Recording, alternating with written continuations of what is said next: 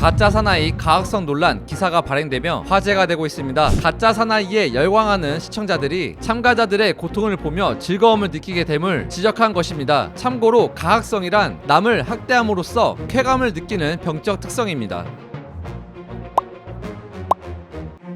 해당 기사에 따르면 가짜 사나이가 시즌제로 가면서 신선함을 위해 더욱 자극적으로 가고 있다고 밝혔습니다. 또 대중문화 평론가들의 의견을 빌려 시청자들이 자극적인 컨텐츠에 길들여지고 있다라며 가짜 사나이 시즌2를 군대 포르노로 비유하기도 했습니다. 가짜 사나이 제작진들의 책임감에 의문을 던지며 영상을 접하는 10대 청소년을 우려하기도 했습니다. 이에 대다수 네티즌들은 기레기라는 표현까지 쓰며 즉각 반발하고 나섰습니다. 한 네티즌은 가짜 사나이 프로그램을 통해 UDT 나온 사람들을 더 존경하게 됐다고 말하며 영상만 보고 가학적이라는 표현을 쓴 것에 대해 토악질이 나온다는 의견을 밝혔습니다. 또 다른 네티즌은 논란을 만드는 건 오히려 이러한 기사를 쓰는 기자라고 지적했습니다. 가짜 사나이를 보라고 누가 강요한 것도 아니므로 자극적인 게 싫으면 안 보면 그만이라는 것입니다. 잘 되고 있는 프로그램을 건들지 말라고도 당부했습니다. 가짜 사나이 가학성 논란 기사를 쓴 사람이 여성 기자라는 것에 대한 논란도 있었습니다. 군대도 안 가는 여기자가 왜 이런 기사를 쓰냐며 공감 능력이 떨어져 대화가 안 된다고 지적했습니다. 이어 여자들도 사주 기본 군사 훈련은 받아야 한다며 고생을 안 해봐서 그렇다고 언급했습니다. 대중문화 평론가에 대한 비판도 있었습니다. 하는 일이라곤 마음에 안 드는 프로그램 까는 것뿐이라며 이들의 의견은 무시해도 된다고 언급했습니다. 대중문화 평론가들이 열심히 문제 제기를 해대지만 정작 스스로 만들어내는 건 아무것도 없다는 것입니다. 또 평론가를 선비라고 표현하며 평론가들의 문제 제기 때문에 공중파가 망했다는 의견도 있었습니다. 일각에서는 해당 기사를 비판하는 네티즌들을 향해 쓴소리를 남기기도 했습니다. 한 네티즌은 기레기라는 표현을 쓴 네티즌에 대해 인기 콘텐츠를 비판했다고 해서 기레기라 하는 것은 본인 감정 배설이라고 비꼬았습니다. 또 다른 네티즌은 여성 기자를 비판한 의견에 대해 성별로 편 가르기를 하면 안 된다고 지적했습니다. 한편 불편한 사람도 있을 수 있는 것이니 편견을 버리라는 의견도 있었습니다. 또 극한 고통과 신체, 언어 폭력에서 정신력이 길러진다는 사고방식이 성행할까 우려하며 수위 조절에 대한 토론이 필요하다는 언급도 있었습니다. 가짜 사나이에 대한 가학성 논란 기사와 대다수 네티즌들의 반박, 그리고 몇몇 네티즌들의 재반박, 여러분은 어떤 생각이 드시나요? 의견을 댓글로 남겨주시기 바랍니다. 감사합니다.